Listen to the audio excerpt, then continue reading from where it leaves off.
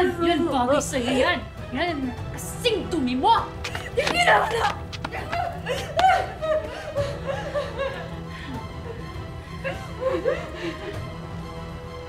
Ako lang natitira mong kaibigan, pero ganito ginawa mo sa akin!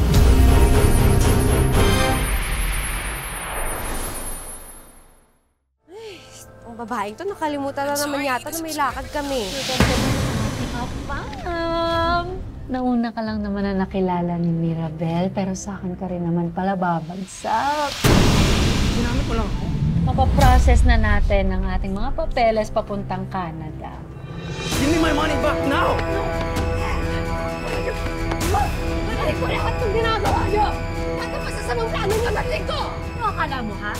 Diyan sa itsura mong yan ay magmamahal sa'yo? Umalis ka na eh! Hindi mo na ito teritoryo! Alam mo bagay kayong dalawa? Dahil pares kayo mga hala, mga pitukan!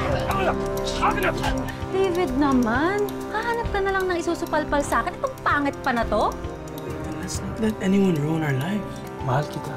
Minahal mo ang anak ko na panahon walang-wala siya. Gusto ko lang ibalik sa'yo ang kabutihan.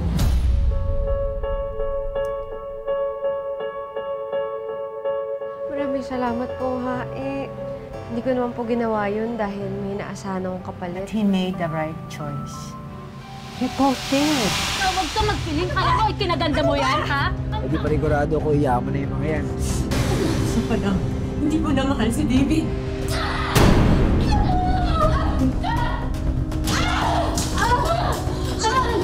Tingin mo magiging masaya pa kayo, ha? Ha?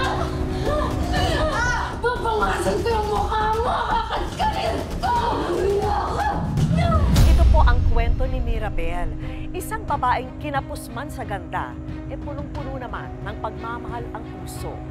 Pero paano kung agawin sa kanya ang lahat ng mismong best friend niya?